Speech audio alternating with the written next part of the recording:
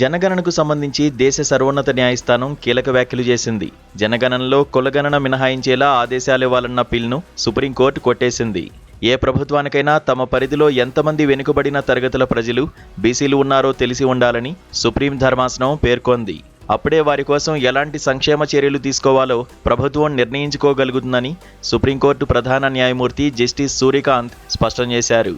జనగణనలో కులాల వారీగా కూడా వివరాలు సేకరించాలని కేంద్ర ప్రభుత్వం తీసుకున్న విధానపరమైన నిర్ణయాన్ని తప్పుబడుతూ కులగణనను నిర్వహించవద్దని ఆదేశాలు జారీ చేయాలని కోరుతూ గతేడాది సెప్టెంబర్ 3న సుప్రీంకోర్టులో ప్రజా ప్రయోజన వ్యాజ్యం దాఖలైంది.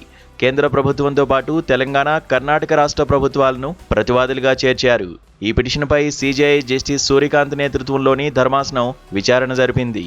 పిటిషనర్ స్వయంగా వాదనలు వినిపించేందుకు అభ్యర్థించగా ధర్మాసనం అంగీకరించింది. జనగణనలో కులగణన అవసరం లేదని, ఇప్పటికే ప్రభుత్వం వద్ద తగినంత సమాచారం అందుబాటులో ఉందని పిటిషనర్ న్యాయస్థానానికి వివరించారు.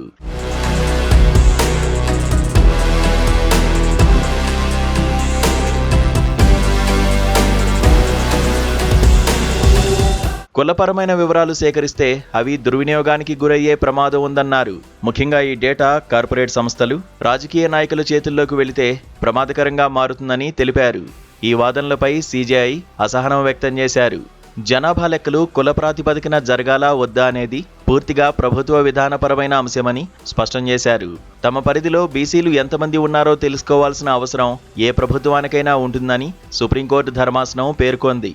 అప్పుడే వారి కోసం ఎలాంటి సంక్షేమ చర్యలు తీసుకోవాలో ప్రభుత్వం నిర్ణయించుకోగలుగుతుందని స్పష్టం చేసింది.